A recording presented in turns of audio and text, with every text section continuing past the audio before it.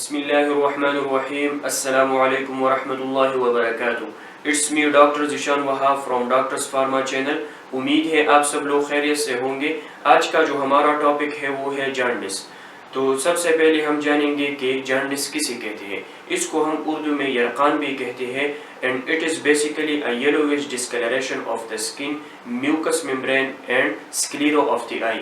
یعنی اس میں جو ہے ہمارا جو چمڑا ہے, اس کے علاوہ ہمارے آرگنز کے اندر جو میوکس ممبرین ہے اور جو وائٹش آف دی آئی ہے, اس کا رنگ جو ہے وہ زرد ہوتا ہے.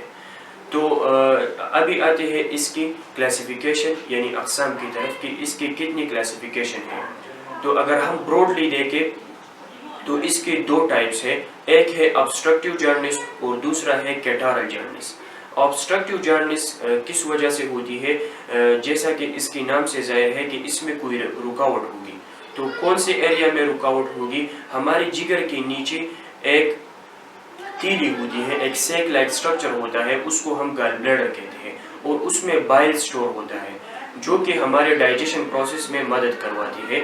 اور یہ ڈائجیشن پروسیس میں کیسے مدد کرواتی ہے کہ یہ جو ہے گال بلیڈر سے ڈیوڈینم کی طرف, جو کہ ہمارے پاس اسمال انٹسٹائن کی پارٹ ہے, اس طرف آتی ہے ایک ڈکٹ کے ذریعے جس کو ہم کہتے ہیں بائل ڈکٹ.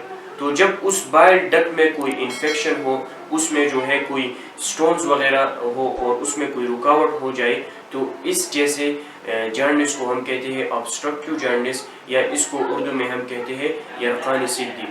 اس کے علاوہ جو دوسرا ٹائپ ہے اس کو ہم کہتے ہیں کیٹارل جانڈس.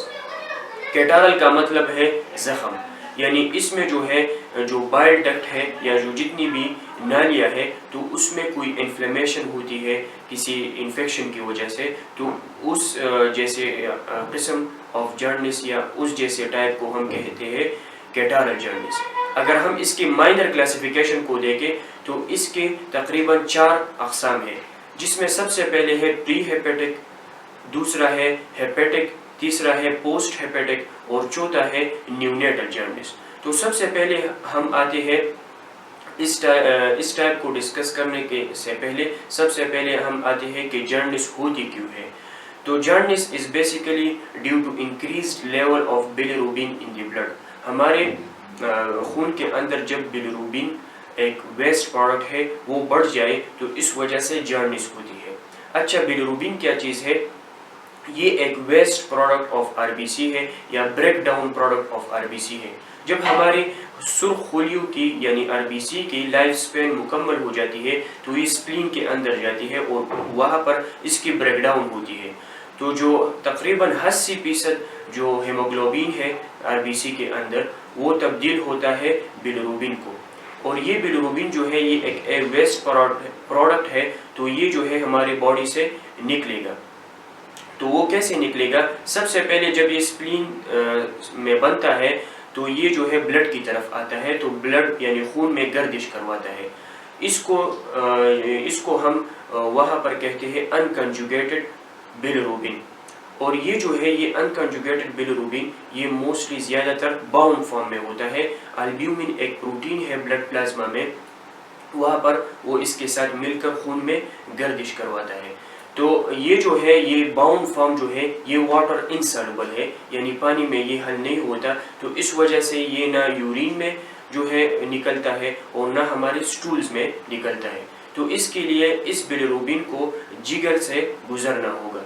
تو جب یہ باؤنڈ فارم میں آتا ہے جگر کی طرف, تو جگر میں جو ہے خاص قسم کے انزائمز ہوتے ہیں. For example uridine diphosphate glucuronyl transferase, U D P glucuronyl transferase. یہ ایک انزائمز ہے جو انکنجوگیٹڈ بیلیروبین کو کنجوگیٹڈ بیلیروبین میں بدلتا ہے. اور یہ جو کنجوگیٹڈ بیلیروبین ہے یہ واٹر سالوبل ہوتا ہے, اور یہ ہمارے جو پیشاب ہے یا سٹول ہے اس میں باڈی سے نکلتا ہے. اچھا, جب اس انزائمز میں کوئی ڈیفیکٹ ہو یا جو ہے لیور کی کوئی بیماریاں ہو, تو یہ بیلیروبین ہمارے خون کے اندر بڑھتا ہے اور ہمیں جو ہے جانڈس یعنی یرقان کی جو ہے شکایت یا بیماری ہو سکتی ہے. اچھا, ابھی آتے ہیں اس کی جو مختلف کلاسیفیکیشن ہے, اس کی مختلف وجوہات کی طرف. تو سب سے پہلے ہم نے بتایا کہ پری ہیپیٹک جانڈس یعنی जिगर से पहले कोई खराबी हो या कोई रुकावट हो। जब ये बिलिरुबिन स्प्लीन से आता है तो इसको हम अनकंजुगेटेड बिलिरुबिन कहते हैं और ये नॉर्मली यूरिन और स्टूल्स में नहीं जाता। तो इसलिए ये जो है यूरिन और स्टूल्स में नहीं जाता, तो इसलिए ये जो है हमारे बॉडी के अंदर जो है इंक्रीज होता है। तो इसको हम कहते हैं अनकंजुगेटेड हाइपर बिलिरुबिनीमिया। अच्छा, इसकी जो मेजर काज है या बड़ी वजह है वो है हेमोलिटिक एनीमिया, यानी जब हमारे खून के अंदर जो सुर्ख खुली है उसकी ब्रेकडाउन होती है और उसका मकदार जो है कम होता है, तो इस वजह से जो जॉन्डिस होती है इसको हम कहते हैं प्री हेपेटिक जॉन्डिस। और इसमें जो नॉर्मली पेशाब का कलर और जो स्टूल है उसका कलर नॉर्मल होता है और खुजली या खारिश की अलामत भी इसमें नहीं होती। अच्छा, जो दूसरा है हेपेटिक जॉन्डिस, यानी जिगर से मुताल्लिक़ या जिगर में कोई बीमारी हो, तो उसकी जो मेजर काज है वो लिवर डिजीज़ है।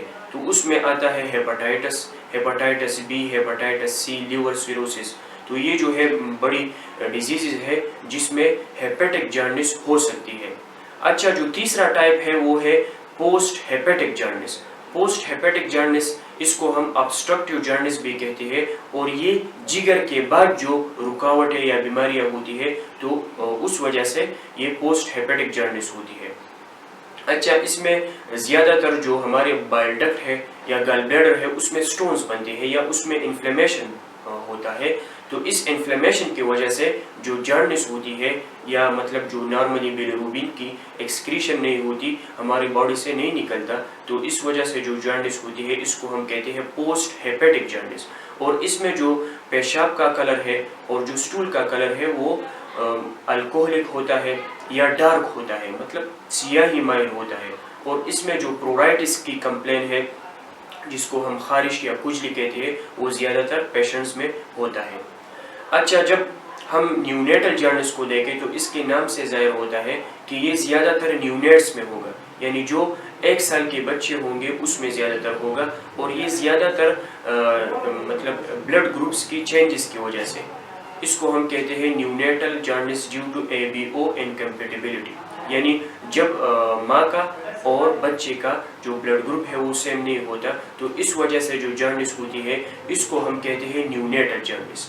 अच्छा, अभी आते हैं इसके डायग्नोसिस की तरफ, यानी इस डिजीज़ या इस बीमारी की तशख़ीस हम कैसे करेंगे। तो सबसे पहले मैंने आपको बताया कि 2 टाइप्स है जो मेजर बिलिरुबिन के, तो वो है अनकंजुगेटेड हाइपर बिलिरुबिनीमिया और दूसरा है कंजुगेटेड हाइपर बिलिरुबिनीमिया। तो ज़्यादातर हम अनकंजुगेटेड हाइपर बिलिरुबिनीमिया के लिए कंप्लीट ब्लड काउंट करवाते हैं, इसके अलावा लैक्टेट डिहाइड्रोजिनेस टेस्ट करवाते हैं, इसके अलावा अल्ट्रासाउंड एब्डोमेन करवाते हैं कि कोई स्टोन्स वगैरह या कोई इन्फ्लेमेशन वगैरह तो नहीं है।